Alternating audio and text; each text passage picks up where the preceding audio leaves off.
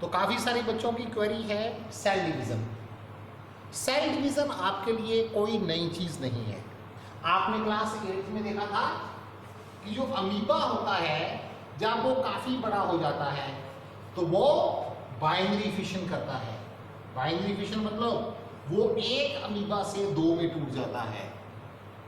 यही तो है सेल डिवीज़न। सेल डिवीज़न एक ऐसा प्रोसीजर है, एक ऐसा प्रोसेस है जिसमें एक सेल, जिसे हम मदर सेल कहते हैं, वो दो डॉटर सेल्स में डिवाइड हो जाता है। हमारी जो ग्रोथ होती है, हमारी जो डेवलपमेंट होती है, हमारी जो टिश्यूज़ की रिपेयर होती है, मेंटेनेंस होती है, ये सब सेल डिवीज़न के कारण होती है। सेल डिवीज़न एक ऐसा प्रोसेस है जिसके कारण जो सेल खत्म हो जाते हैं, डेड हो जाते हैं, वो नए सेल्स द्वारा रिप्लेस कर दिए जाते हैं। सेल डिवीज़न दो प्रकार की है, mitosis and meiosis.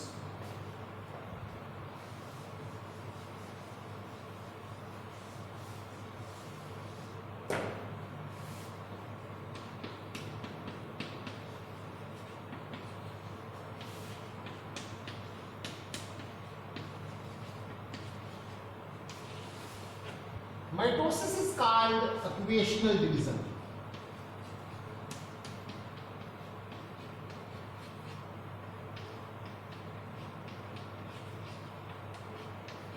And meiosis is called reductional division.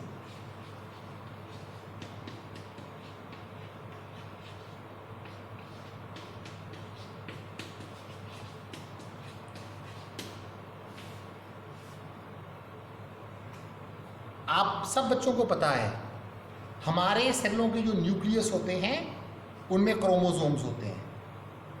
ये क्रोमोसोम वर्ड जो क्लास 8th का सेल वाला चैप्टर है उसमें है। क्रोमोसोम रॉड लाइक पार्टिकल्स हैं जो कि न्यूक्लियस के अंदर पाए जाते हैं। हमारे प्रत्येक सेल के न्यूक्लियस में 46 क्रोमोसोम्स होते हैं, जिनमें से 23 हमें फादर से मिलते हैं और 23 हमें मदर से। ऑक्यूपेशनल डिवीजन, माइटोसिस, इसके दौरान एक 46 क्रोमोसोम्स वाला सेल डिवाइड करेगा और वो दो सेल बनाएगा और उनमें भी क्रोमोसोम का नंबर 46 ही होगा। इस सेल को हम कहेंगे मदर सेल जो भी डिवाइड कर रहा है, और जो दो नए सेल बने हैं उनको हम कहेंगे डॉटर सेल। 46 क्रोमोसोम्स वाला जो सेल है उसे हम कहेंगे 2n, और जो डॉटर सेल बने हैं उनको भी हम कहेंगे 2n। यहां 2n का मतलब क्या है? यहां 2n का मतलब है 2 सेट्स ऑफ क्रोमोसोम। आप याद रखिए हमारे केस में 23 क्रोमोसोम्स का एक सेट होता है। 23 क्रोमोसोम्स का एक सेट हमें फादर से मिलता है, 23 क्रोमोसोम्स का दूसरा सेट हमें मदर से मिलता है। 23 प्लस 23 कितना हो गया? 46, और 1n प्लस 1n कितना हो गया? 2n। बात समझ में आ गई?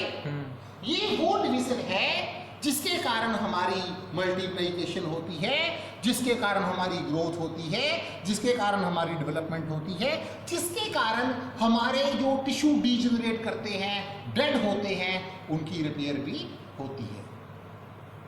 आप सबने सुना हुआ है कि जो हमारे रेड ब्लड सेल्स हैं उनकी उम्र, उनकी एज 120 डेज होती है। 120 डेज के बाद जो आरबीसी होते हैं वो मर जाते हैं, लेकिन उतने ही आरबीसी नए बनते हैं बोन्स के अंदर से, जिसे बोन मैरो कहते हैं। किसके जरिए? माइटोसिस के जरिए। अब हम बात करते हैं मेयोसिस की। मेयोसिस जिसका नाम हमने रखा है रिडक्शनल डिवीजन, इसमें 46 क्रोमोसोम्स वाला सेल, मतलब कि एक 2n सेल डिवाइड करेगा, लेकिन 4 सेल बनेंगे, और वो 4 सेल जो बनेंगे उनके पास क्रोमोसोम होंगे सभी के पास 23, 23, 23, और इन सेलों को हम कहेंगे 1n, 1n, 1n, and 1n।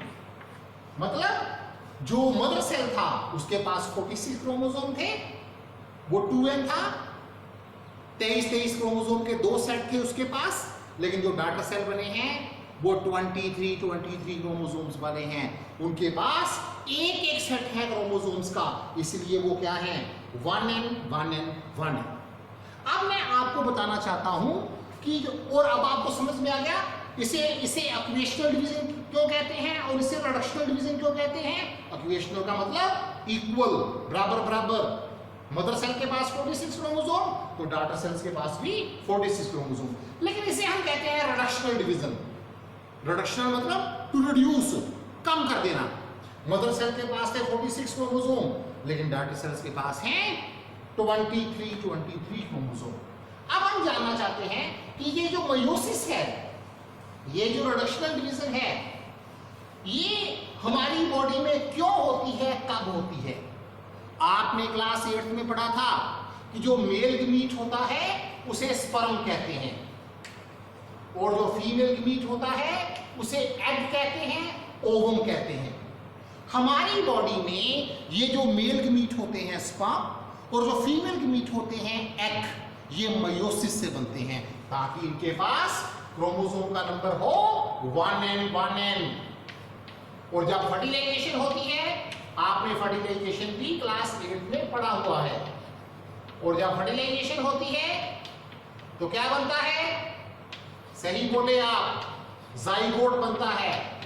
और जाइगोट के पास क्या होगा 1n क्रोमोसोम्स का सेट स्पर्म में होगा, मतलब 23 क्रोमोसोम।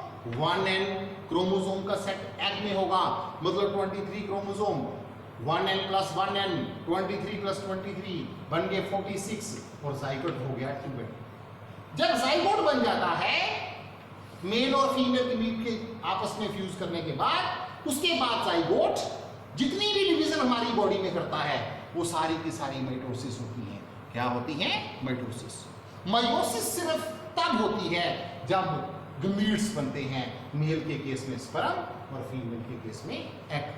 अभी भी अगर तुम्हें लगेगा कि तुम्हारी कोई क्वेरी है, प्रॉब्लम है, तो आप मुझे जरूर बताना। Thank you.